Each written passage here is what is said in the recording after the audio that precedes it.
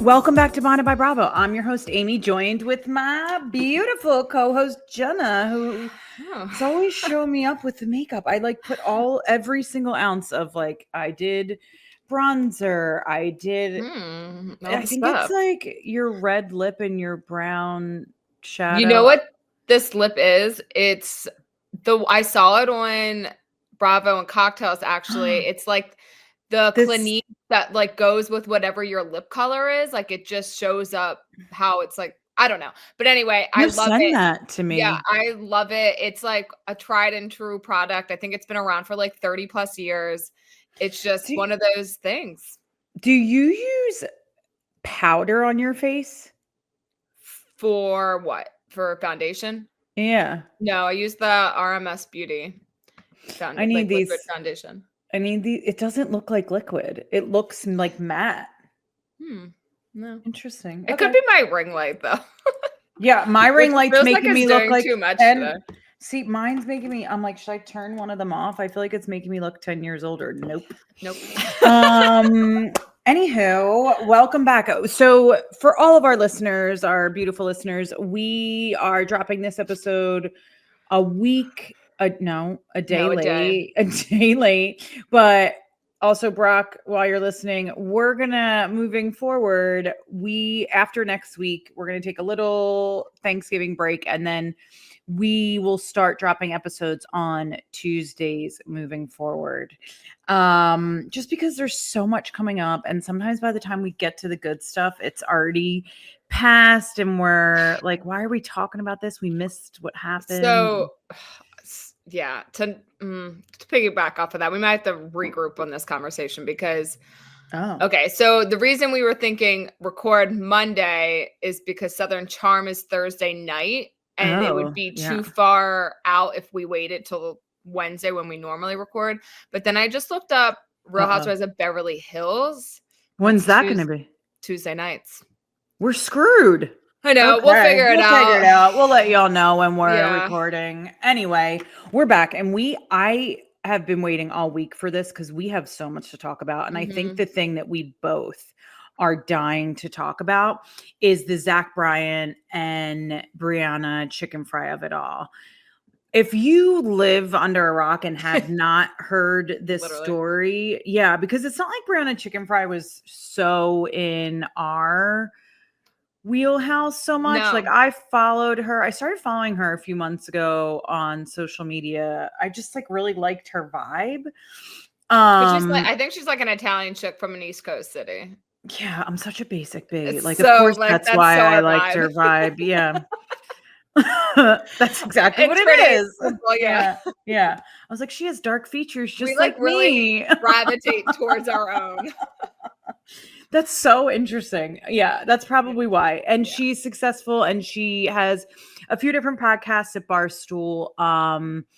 And she started dating country music narcissist singer Zach Bryan.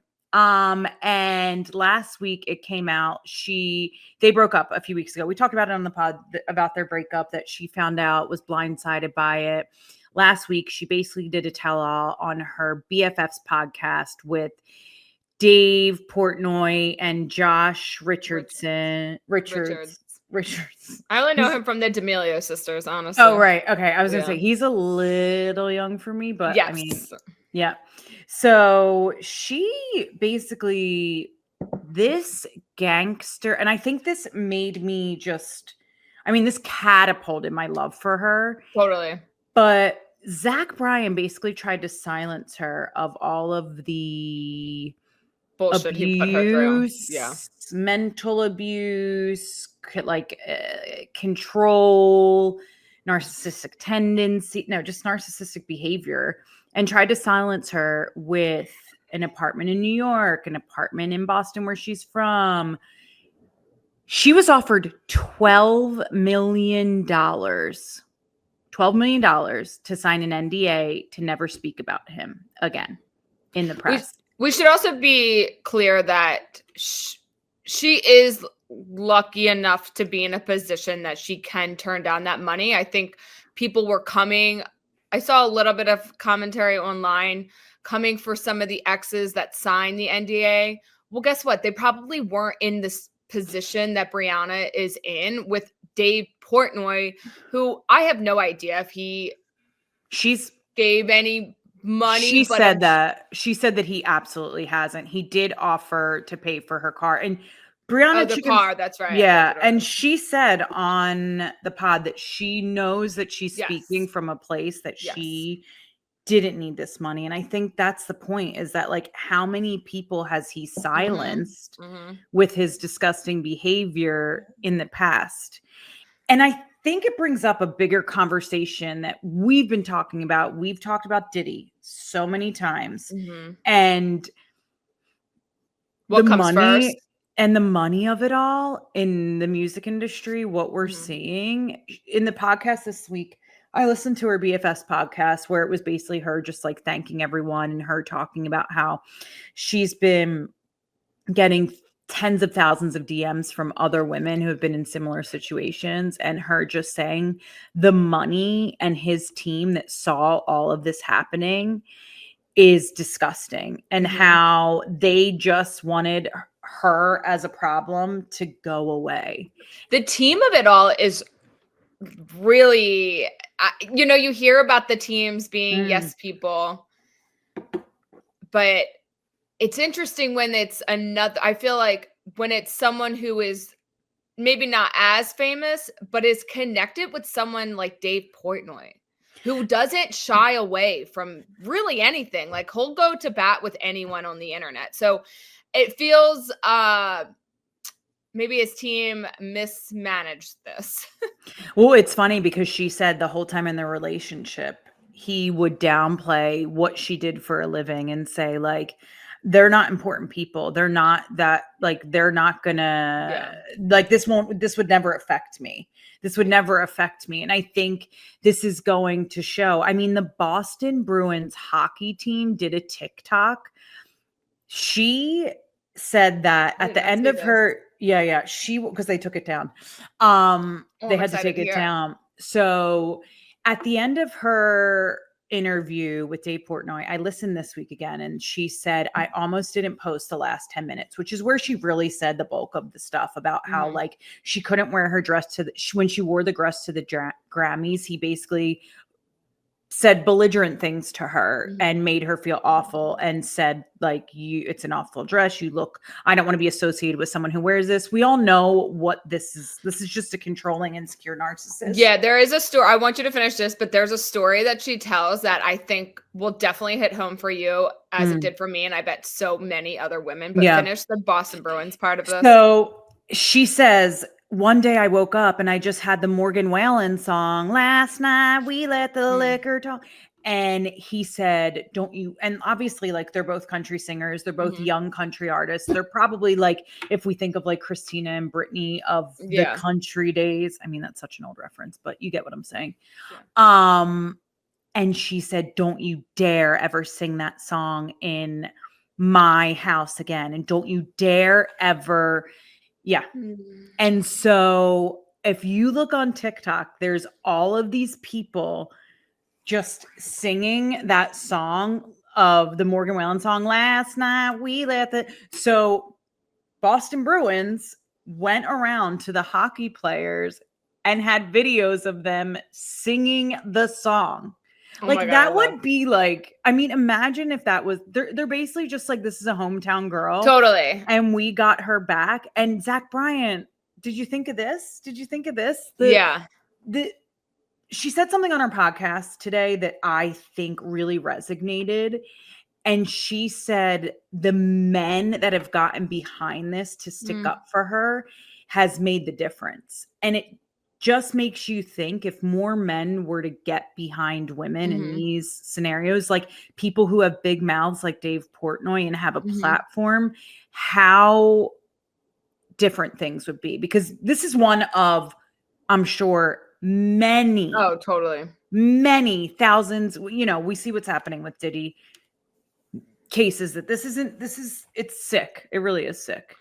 Yeah, the story that I was thinking of, and I think with your ex, you probably have experienced this, but she tells this story about when she's down in Florida. They got a house for her birthday. Yeah. She has her friends there. I think some of who actually don't even vibe with Zach already. That girl, Grace, I think, who is her best friend. Brianna saying, or telling the story that Zach is getting really fucked up. And he's already pissy about being there because he's coming off tour and she's being really understanding about it. She goes to bed early. That feeling of like leaving your drunk boyfriend downstairs with your friends because you can't handle it, but then you're upstairs with a fucking knot in your stomach, excuse my language, like seething, but like don't really know the move because if you go down, is it more explosive? If you stay up, you're embarrassed kind of just from afar and kind of like deal tomorrow. And he blows up and it's this whole thing downstairs and they kind of have to like brush it under the rug for the next day because I think the next day is actually her birthday. But that, and then the other thing that that Brianna was talking about was Zach sending her, doing like some of the love bombing and the text. Like I was in a situation at one point where it would be like, the texts were insane. It would be like, fuck you, you're a fucking slut. I fucking hate you. I hope you fucking die. Okay, next day. I love you so much.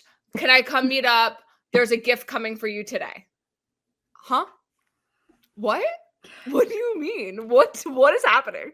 And like you're so caught. And like I like to think I'm someone who would not kind of like fall into that trap. Yeah. But when you're in it, it's such like this, like you're just like on this ride and you're not really sure how to hop off the ride. Once you're off, I can look back now and be like, there were a lot of other things going on. Like I was still not quite settled in San Francisco. I didn't feel solid with a friend group. Like there were other things happening in my personal life that I allowed for this sort of companionship to like be in my life. But I think it was interesting too that Brianna kept saying like she was just like pointing the finger at herself so much. And I just think that's unfair as women that we do too, to say that like we're the ones. I guess I just did that. Yeah, that's why I'm saying it. That's why I'm saying it. Okay. But like, I think it's like, that's our natural thing to be like, why did I stay? Why did I stay? When I look back, like on my relationships, I had a whole gamut of fun times. But to your point, like the drinking and the avoiding, like, I can't tell you how many times I absolutely just took myself out of the situation and was like, hopefully I thought of you when she was telling that story. I was like, Amy has definitely been in this exact scenario, maybe even in Florida at the same house. I was definitely in a situation in Florida where that exactly happened. Fort Lauderdale to be exact. There we go. There was drinking and driving to be involved. Okay. Anywho. Not by me. Anyway, I just look at her as she's 25 years old. Wow. She's so young. 25 years old. I did not know that. 25. It was her 25th birthday that this man did this.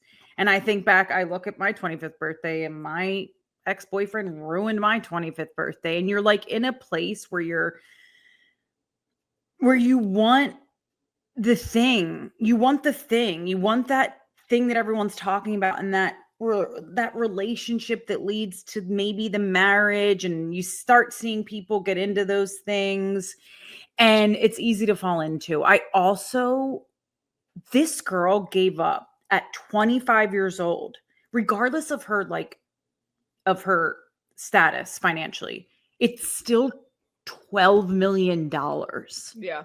$12 million. She was talking about like, it could have helped my family out, my mom, my brother, my dad. And you sit there and think that she would not be silenced. And what she did for women that day as a 25-year-old, like, she really did something for women that day. And people might think that's cheesy to say, but she stood up for herself in a national platform against a huge country music star. And she took a risk. She did not know the repercussions. She did not know if she was going to be met with hate. She wasn't sure if she'd be met with people not believing her. And she took a huge risk as a 25-year-old to stand up for herself. And she's gangster as hell. And I will always be Team Bree moving forward. The irony of this whole thing too is while he tried to silence her, her voice just got bigger because there are people who did not know who she was 2 weeks ago. Yep. I know. So I just, shout out to Brianna. Chickenfry. Yeah. Well, LaPaglia. LaPaglia. You should know better. I knew it too. And I knew it, but I was like caught up in the moment. And I was like, wait, how did Chickenfry and we know how to do this. Yeah. I can't wait to see the things that were coming for her. On her TikTok the other night, she was hanging out with the Australian rugby team. And I was like, girl, you're going to be fine. You got like this. The next Alex Cooper. People are saying they should do the pod together. And I mean, she'll be on in a week. Oh, maybe you said that. I didn't, but I would bet that she'll be on the podcast within the next week or so. Yeah. Or they'll let it settle for a minute and then come up. Back because she did just, she has her own platform. Yeah. Okay. So you wrote in here. Oh, yeah. I know that it's weird because the other person I know that you are not a TikToker, but I know. I have talked to you about this so many times and I can't explain to you, like, it's not the same as your Instagram. It's not the same. It's going to give you different algorithms. It's going to give you things you didn't know you need. So here's my thing with TikTok. The reason that I don't do TikTok is sound. I don't want to I don't like sound on any of my stuff. Like my phone, when I'm on Instagram, it's always muted. Like I don't like anything that's talking to me because then it's like, I have to have my headphones on. If I'm sitting on, I just don't love it. I just don't love the sound of it all. They're like videos. Like I like a still photo. Who does that anymore? Me. It's literally like not a thing. Oh yeah, I guess it's you. Okay, so TikTok has brought me to Ariana Grande TikTok, and not that I ever didn't need Ariana Grande TikTok. I love her, and I have really, really loved her from the Mac Miller of it all. I think I've always loved her, but she's so talented. I know you're not a Broadway girly, but there's so many of us out there. Although I've been back to New York twice in the last 6 months for a play, so you have maybe not musicals, but you've been there for. Wait, was the first one a musical? Yeah, Titanic was a musical. Oh yeah. Off Broadway, but still, whatever. Throw me a bone here. Yeah, that was good though. But so Wicked, the movie, is coming out next Friday, and Cynthia Erivo and Ariana Grande have been doing the press junket. And when they talk about this, I can't wait to see it. I bought my tickets already. It's going to be everything they're saying. They're talking about them both being nominated for Oscars because that's how great their performance was. Yeah. TikTok brings you to the director, John. Oh my God, I'm going to forget his last name. This is embarrassing. John something. And he was talking about how he didn't want Ariana Grande's name associated with it because it was too big of a mountain for her to sit on top of as a pop star. And she was like, I went to every voice lesson. I went to acting coaches. I lined up my wardrobe to be pink. John Chu. Yes. Thanks, Brock. And he said when she came into the room, every time he called her back 3 times. He called Ariana Grande back for callbacks 3 times. And he said every time she was the most interesting person in the room. Wow. And so I just think it's going to blow up. I think it's already it's kind of blown up. Yeah. It's like you can't look at anything without Wicked being in front of your face. I don't think I've gone a day in the last 2.5 weeks where something Wicked related has not been fed to me. So you're in the algorithm then. Okay. Why are you acting like you're not in the algorithm? I think everyone is though. I think this is like it's on Billboard. It's like everywhere. Okay. Will you go see it? How long is it? Okay. Moving on. Okay. Let's get into some. Well, wait, before we get into some stuff, I also want to talk about all the dirt that's been going around about Teddi Mellencamp's divorce.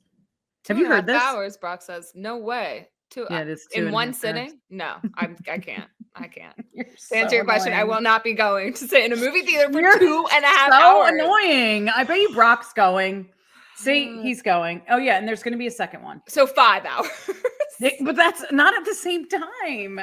It's still, this is giving Titanic. But it's like the musical. It's the same as if you went to a musical. Anyway, let's get it. You said Teddi Mellencamp. This I can get more invested in, I guess. You're so annoying. I know. Okay, fine. Teddi Mellencamp. Apparently, did you hear about this? Dirty dog. Okay, so last week I proclaimed that I did not care about the Teddi Mellencamp of it all.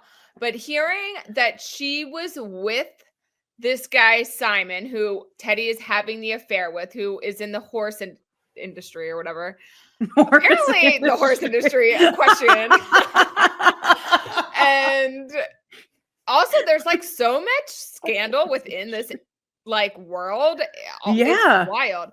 But anyway, so apparently they were together when his wife was giving birth.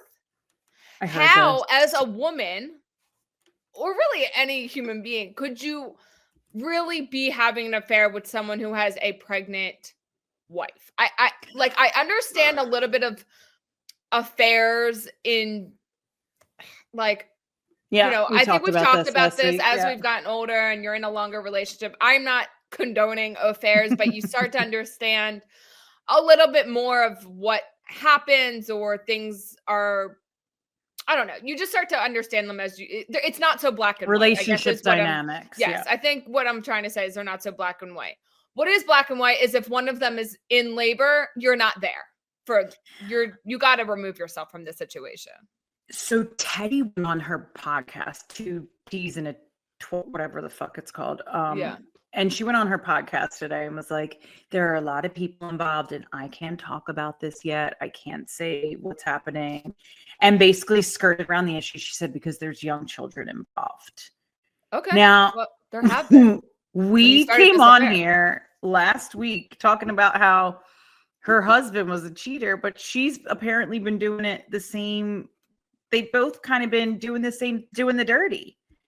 And apparently in horse world, as we're calling it, is just as bad as like golf world and other outdoor sports worlds with the scandals. Yeah. I don't know. I can't believe it's interesting that she has a podcast and hasn't, like, I feel like I would probably take a week off and like have Tamara have a guest host. But I wonder if you're not going to talk about it. Yeah, 2 T's in a pod. Yeah, whatever. I was going to say something. But I also wonder if she were to take a week off, is that admitting guilt? And if she's going to try to play that this isn't what happened. She probably is going to try and play that there's more to the story and we're missing a big chunk of it. But what we're not missing is that his wife was pregnant while this was going on. And that apparently The other thing that I saw, did you see this? That Lala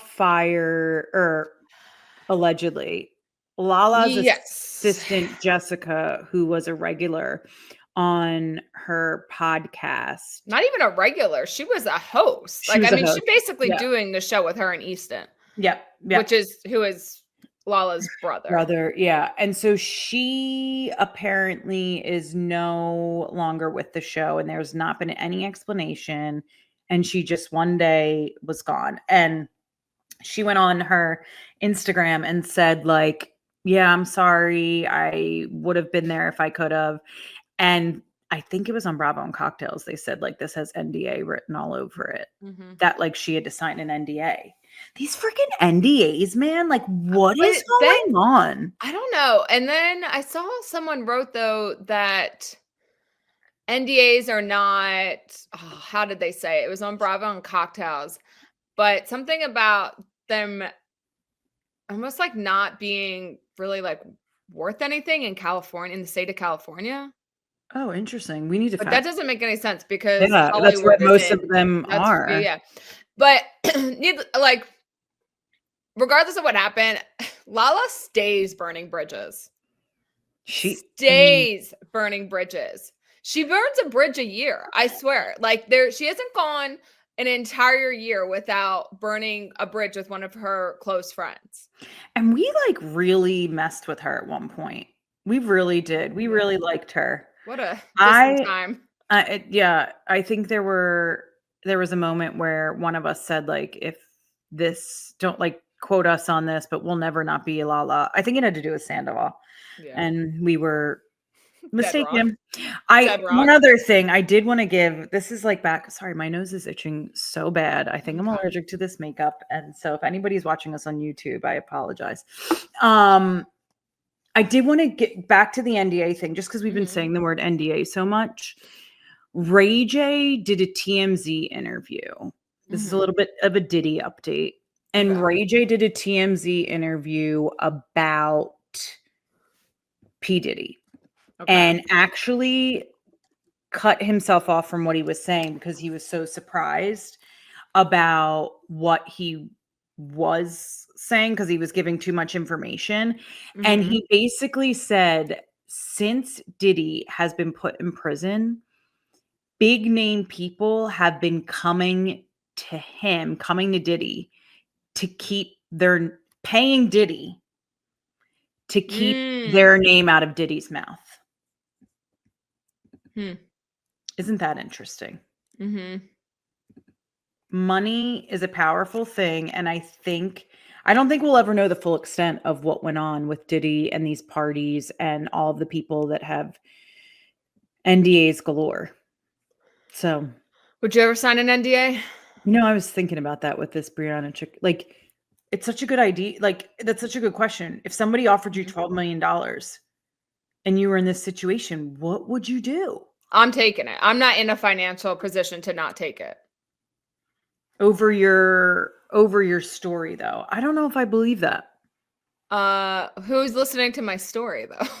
No, but like if you were in the circumstances that Brianna Chickenfry was in.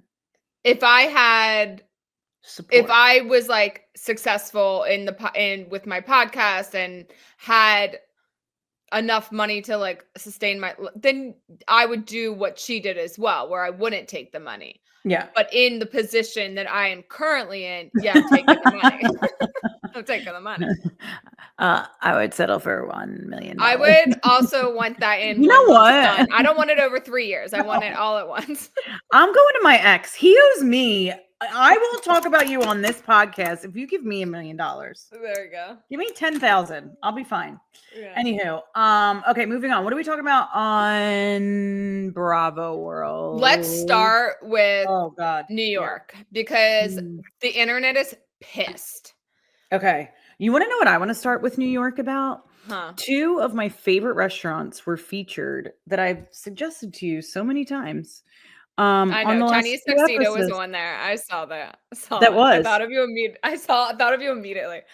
And remember when you just came and I said, don't go to ABC Veg, go to Planta? Yes, I saw that one on there too. And that was the other one. And it's so good. Yeah, we didn't go to ABC anyway. But man, did I tell you about our dinner? It was unbelievable. Oh, I thought you were going to say bad. No, it was so freaking good. I'm still thinking about it. I'll put it on my list. That wasn't on my list before. Whew, it was something. What was the name of that spot? I don't remember. Shushka. Yeah, it was really good. I actually looked at there for my 40th. Yeah, it was great. So New York, everyone is mad on the internet because of this prank. Even Andy Cohen, who I don't normally agree with, and Jeff Lewis. And Jeff Lewis, he was like, a prank is never a good idea because now you're really self-producing and you're basically telling us you're self-producing. Oh, now and I was like, that's exactly what happened. And on top of that, with this specific prank, I don't know if this was not in good timing. Like, it being about a pregnancy with everything that's it just is. I mean, it's always in bad taste to joke about a pregnancy, but to have this like ongoing prank at this specific time was just so poorly done. It made me think, maybe I can't watch New York on its own. Like maybe New York City does not have enough main character energy to carry an entire show on Bravo. Yes, because the city as a character was the best part about this episode, was that I think that the New York they just the Brynn of it all. Oh, let's talk about Brynn. Let's say the prank alone is dumb. Okay, dumb. Just dumb. Like, you're two Brynn has nothing to do with that necessarily. No, but yeah. But this is a dumb prank, and you're two grown-ass women. Do you know Rebecca Minkoff is the same age as me? Wow, you look so much younger. And like Aaron is younger. Aaron is 4 years younger than me. Like, they are all the same age as me, like in 5 years of me. And I'm like, it's just, it was blowing my mind. I mean, maybe because they have so much more money than me, but that's another day for another podcast. But Brynn, I don't know what she's trying to prove or who she's trying to prove it to. And even her thinking she's cute with her little stirring the pot. Stirring the pot. For who? Okay. We're not on board. So when she goes to, what is it? It's at lunch with Jessel and Aaron, and she just like flat out lies. She just lies. And about Jenna. And about Jenna. And it's like knowingly lying. Yeah. And then Jessel gets like, gets defensive and then makes a snark about Jenna. And it's like so clearly stirring the pot. I thought it was just so not cool that she was doing that. Well, my favorite thing was how the producers just went right back to the clip of her lying. It was an outright lie. It wasn't even a manipulation. It was just a lie. Jenna did say the words that that Brynn said that she had said, but in totally different context. Totally different context. And because so I Jenna knew. I feel like Jenna knew what Brynn was doing on the phone and was like, I'm not going there with you. Like, I'm not Jenna doing doesn't this. seem to be the person Jenna's not stirring the pot. She's not talking shit. I also don't think Jenna actually thinks that Jessel's style is basic. Like, I don't either. I really don't think that she thinks that. And Jessel even said she's the one that was standing up for me at the dinner last week. Like, why would she say that? Totally. So weird. I was thinking about this right before there's Brynn trying so hard it's just not being authentic to who she is. And it's really upsetting because last year I felt like she was one of the most authentic people. I was thinking about my favorite moment of hers last year was when her and her brother went to Central Park to plant a tree for her mom. And we got to see that, like, a little more inside, a little like the walls down. We're not doing the like flirty, this is all I have type thing. Cause that shtick worked last year, but it's just like, if you're watching a regular old TV show, the second season's always about character development. And Brynn, you're not giving us any character development. So I think she thinks she is. I think she thinks she's like producing the show. It's not happening. I'm bored. I know.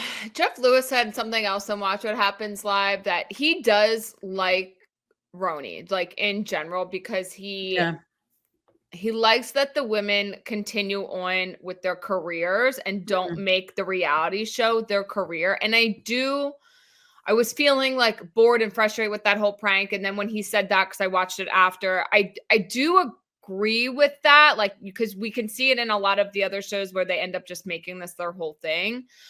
I kind of wonder if we would get to see more of Brynn in a more like work setting for some balance.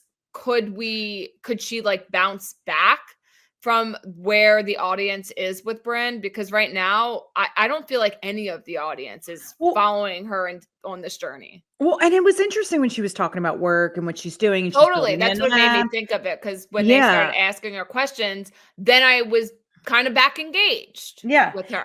And we got to see, I mean, one of my favorite scenes was Rebecca, Sai bringing her daughter to Rebecca's showroom.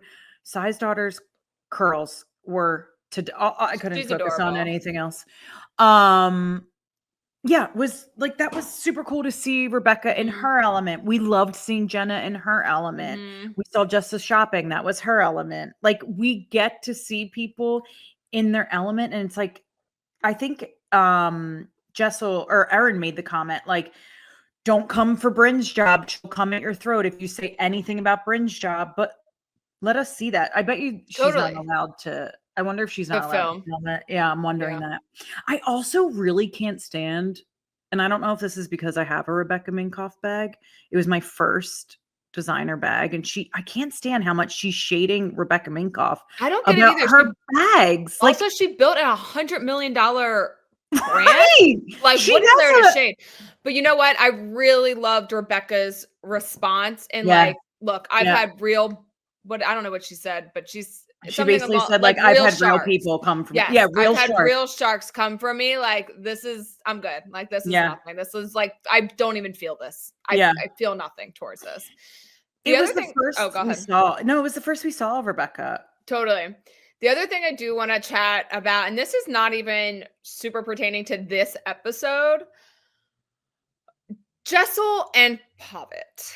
I have so many concerns because concerns about a lot of them. Yeah, also Erin's pregnant. Oh, yeah, we forgot to say that. Erin's pregnant. It was on the People magazine. Yeah. Say what you want about her. She's stunning. I do think she is, like, just stunning. I think whatever. They're all pretty though. Anyway, they are. Jessel and Pavitt just not being on the same page about this baby, and like Jeff Lewis is just, I guess he's just the guy. But he, again, on Watch What Happens Live. I know. This podcast. Don't get me started. On Watch What Happens Live was saying Jessel keeps asking Pavitt about like the other embryo and having this third baby. Keeps asking, then wants to go to therapy. And Jeff Lewis was like, you keep asking him, but he hasn't not answered the question. He has answered.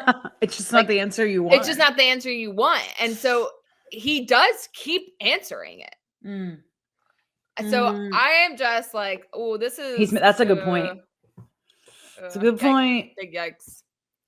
They do not seem to align in any marriage They ways seem so different too, just fundamentally different. Like, he is so kind of like blasé and likes the jokes and doesn't love, I'm sure he likes some of the finer stuff, but he likes the street food and trying it all, whereas she won't even take the subway. Like, they just seem really... I don't know that I could date someone that was like, I'm not riding the subway. I feel like for her, it almost gives like marriage was a tick. Yeah. Like, did this check, and like the person was either there or not there. Yeah. And so like the person wasn't necessarily important because of her having to... The marriage, but the list was important, but the person was sort of like, this. Yeah. Yeah.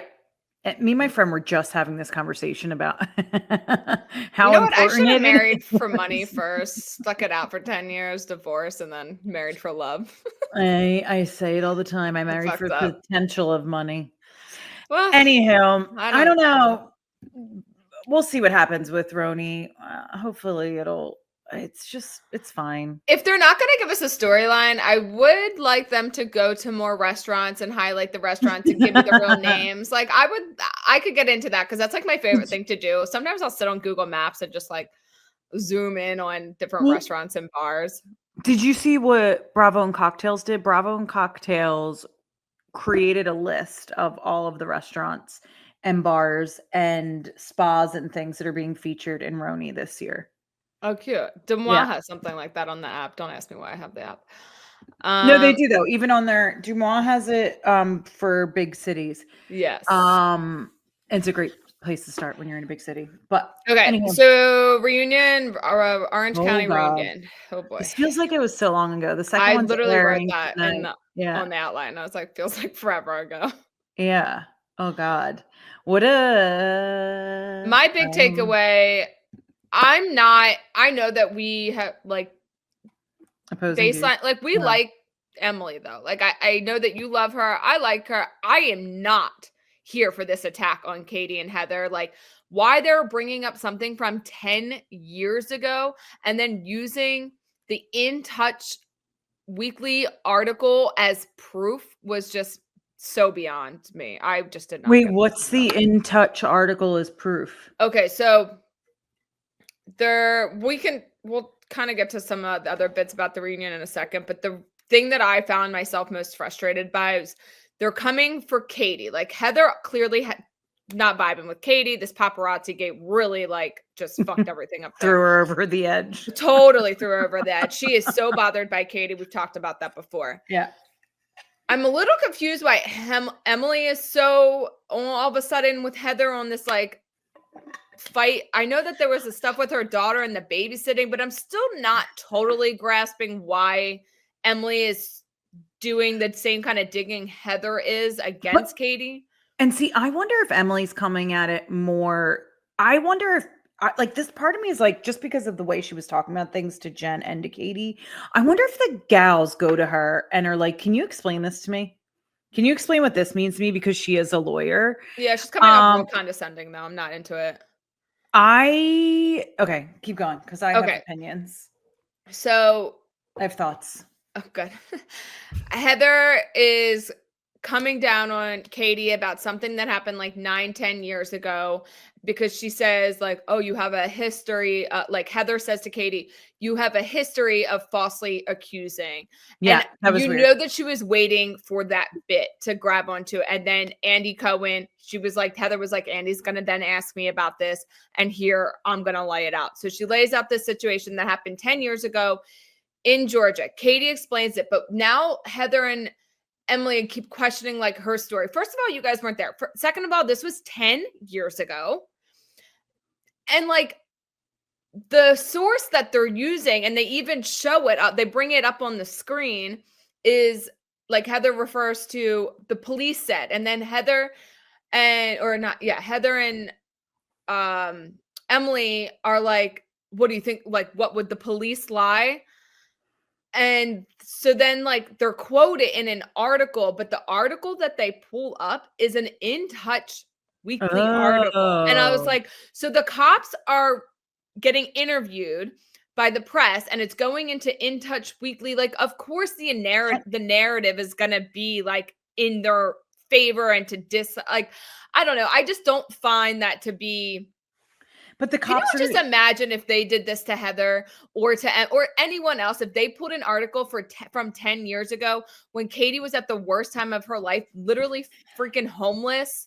And then for Heather, Emily to piggyback off of that and say, why didn't you have your children? And even when they cut to break, Heather goes up to Katie and says, I wasn't going to bring that up. I'm sorry about the children. That was so weird. Dirty. That was so weird that Heather said, I'm sorry that you went through that with your children after she just brought that up. Well, she was bringing up the falsely accusing. I don't think Heather, and I'm not here to defend Heather by any means. Heather was not going to go there with the custody. Emily chose to go there with the custody. Still, like Heather, you can't sit there and say you weren't going to go there, but when you're playing along with the game. I know that you love Emily, and I typically do too, and I like where she has stood up for, Shannon a lot of the time in this season. But bringing up the custody situation from one of the worst times in a mother's life on a reunion set and it was 10 years ago, was just dirty. There's no wiggle room there. That was just playing really dirty. I just think that from certain things that I've read, I think we don't know the true Katie. That's fine, but still bringing up a custody thing from 10 years ago is just not it. Kids, husband, like definitely kids. Yeah, people say kids and husbands are off limits. The people husbands, but kids, I think you got no bringing up the custody shit from 10 years ago. You didn't even know that this woman existed 10 years ago. Why does that bother you? I think we are all seeing what happens on these shows now about how they go back, because from now until reunion to time, expose each other. they had to go find stuff and dig up stuff and like make this little dig so that like Katie obviously knew this was coming her way so that she could explain herself. She knew it was coming. I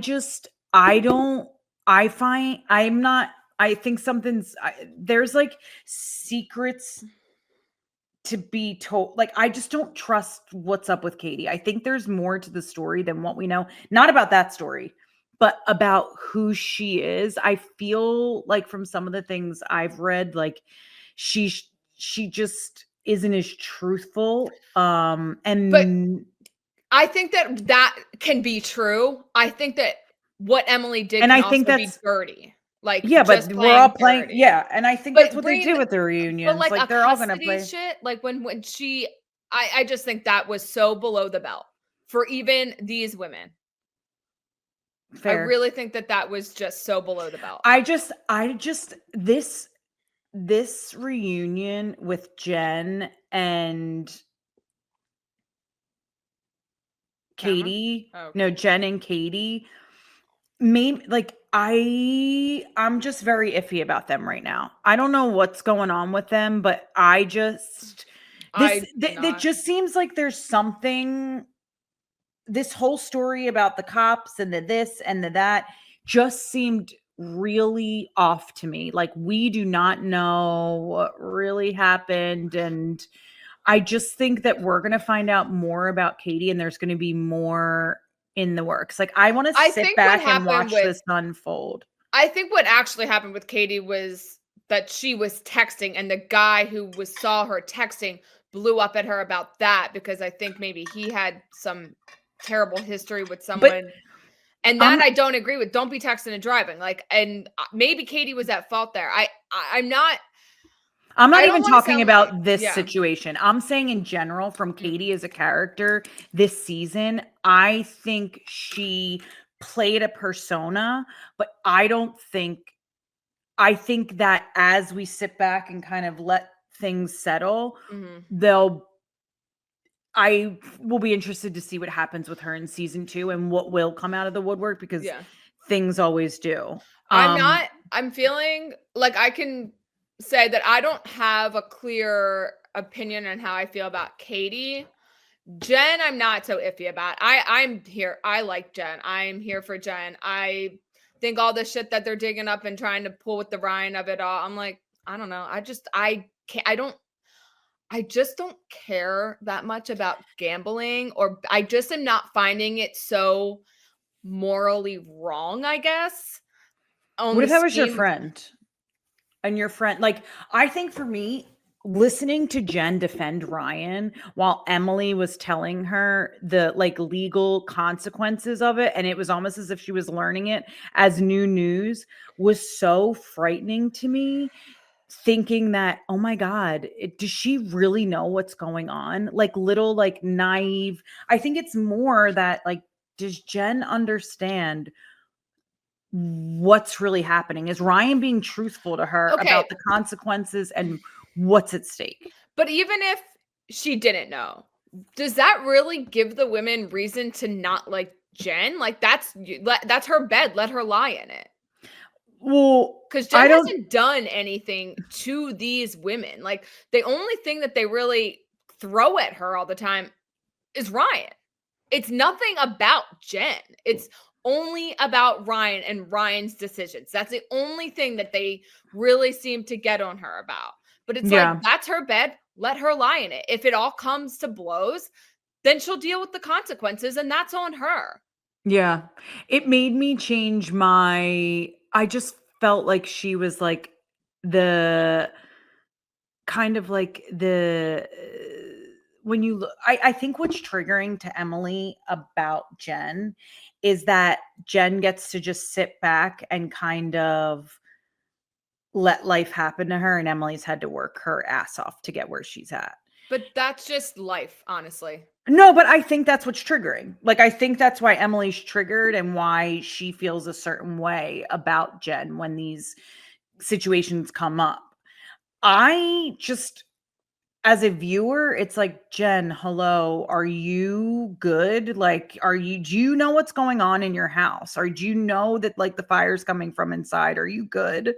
And you're bringing kids into it. Like, if I think like from her friend's point of view, if her kids weren't involved and she was just a grown ass 40-something-year-old woman who wanted to make these decisions, it would be a totally different story. But she's dragging kids around with it.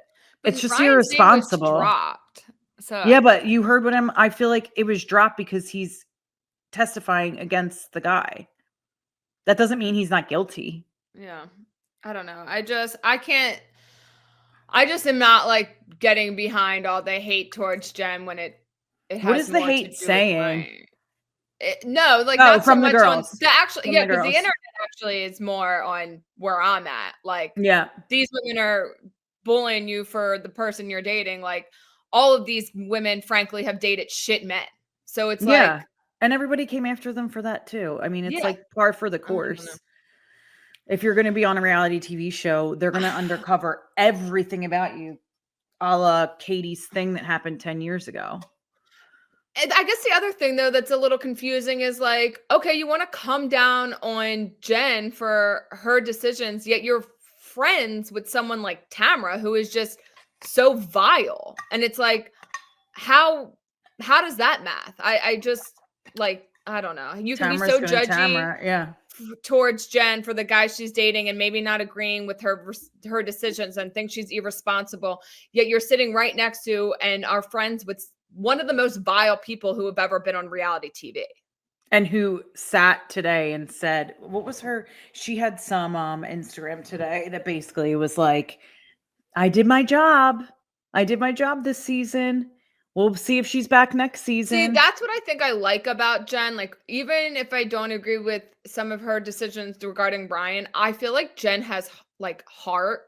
And I'm just attracted to that. Like, anyone that I feel like has like real empathy for other humans and is just like at their core a good person. I'm into that.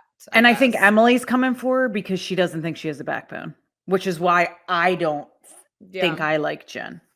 Like, I'm like, who are you standing up for? What are you standing for other than just standing by your man? Well, she came for Tamra. I mean, she did yell at. That was good. I mean, that was that was a good one. That was her moment this season. And frankly, she clapped back at Emily too and said, like, the internet says that your in-laws pay for your. I've heard that as well. Yeah, but I think Emily said that too. Like, I don't think that's like new news. But either way, it's like she's not totally backing down to these women. Yeah. Yeah. Should we talk about Salt Lake? Just in lieu of time. Yeah. Okay, so I did end up watching last night's episode, but I wasn't able to take notes. That's okay. There's moral of the story is that what do we think of Braunwyn's husband? I don't know. I think that he just thinks he's so much smarter and older than ever. I mean, he is older, and he probably is smarter, to be honest, than all of them. I mean, he did wasn't he like the CEO of Palm Pilot or something? Oh, yeah. He's like a tech entrepreneur veteran, like has been in the game since the 90s. So, he's loaded. The 90s, when Braunwyn was born. Yeah. He is giving like grumpy grandpa vibes. I think like the biggest thing is this fight between Lisa and Braunwyn. I'm changing my mind about Braunwyn again because I think I liked her. And now I feel like this conversation that she had with Lisa Barlow at the pool. Did you see that part? Yeah, I think actually Braunwyn only had good points. So I'm curious what you're going to say. And I never someone to stick up for Lisa Barlow because she's another wackadoo. But I feel like Lisa was trying to just play Switzerland and Braunwyn wouldn't let that happen. I don't think so. I think Lisa feels, and it's true, and I feel it too. I feel like Lisa feels like she and Heather have finally got to this place that they're in. And and especially with Meredith as well. I think that she is feeling protective of that little trio that they got going and is not willing to hear anything to break up that current dynamic. I think she's all in on that dynamic, and that's that. Like, she feels like, you know what? We've been through the trenches together. This is season 5. It's been up and down. Then all that shit with Monica and Von Teese or whatever happened last year. And I feel like they have bonded in a way all season. And now this season that she doesn't want to ruffle. She's not ruffling it. Like, I'm going to be there for Heather. This has been a problem in the past that she said that I wasn't there. Like, that Heather said she wasn't there for her. She's putting her stake in the ground, and that ground is Heather. And that's that. That's interesting. I didn't think about that, which is, yeah. You know how sometimes you're watching and you're like, they're talking about this again. This again. That's an interesting take. I think the other thing that was very alarming, I mean, Whitney's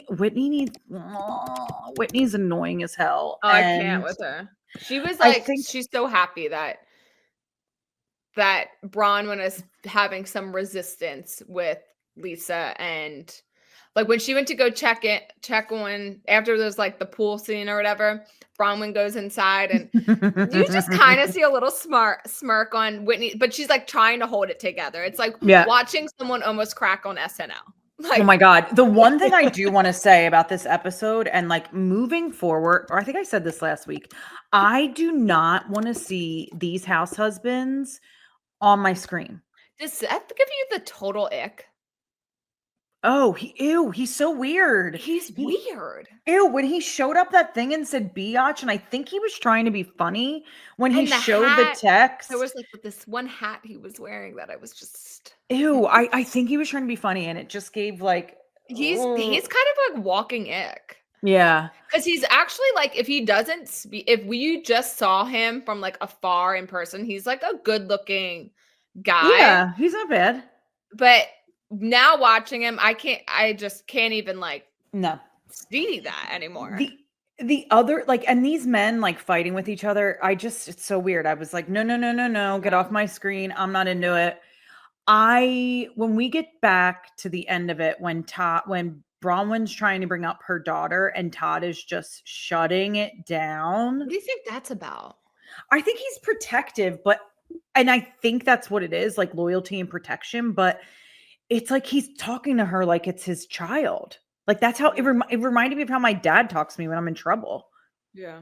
And like, nope, we're not talking about it. Shutting it down. And I think we saw a dynamic in the relationship. It was giving Tom Girardi and Erica Jane big time. Oh, that's interesting. Yeah. Big time. And I think there was a clip of someone saying, maybe it was Meredith even, we see a little bit of their dynamic together, and they're like, it was very alarming. And then Todd at the end trying to again put the kibosh on how things went, that he would never do it again, and he just like stops talking to her, and there's something weird going on there. I don't know if I love this. Their 10-year anniversary. Like, And what are your thoughts about Lisa throwing a hissy fit for having a flight coach? It was a 47-minute flight. Like, I do a similar flight to LA often, and it's like by the time you're in the air, you're like, you're going down. Okay, you're landing, and you just don't have the time to give a shit where you're It's also like I do a similar flight. Probably not that full. That's what I was just gonna say. Yeah. I do a similar flight for work to Pittsburgh, and it's already like you're on it's usually only 2 and 2 seats. Yeah, so you don't get that much extra room. You're not. Yeah. Anyhow, I thought that was that Lisa like really lost me there. I was like, she lost so dramatic. Yeah. Like to take longer to get home, to have a bigger seat. Like John called her right and was like, so you want to get home later for just after like she was bigger seat. Crying to see her son. That was so weird. Yeah. Anywho, in interest of time. Yeah. We will be back when will we be back? Regular day, next Thursday. Yeah. With an all new episode of Bonded by Bravo. Follow us on Instagram and TikTok at Bonded by Bravo Pod, and listen wherever you listen to your podcast, on Spotify and Apple Podcasts, wherever else you listen. And we'll be back next Thursday with an all new episode of Bonded by Bravo. Until then.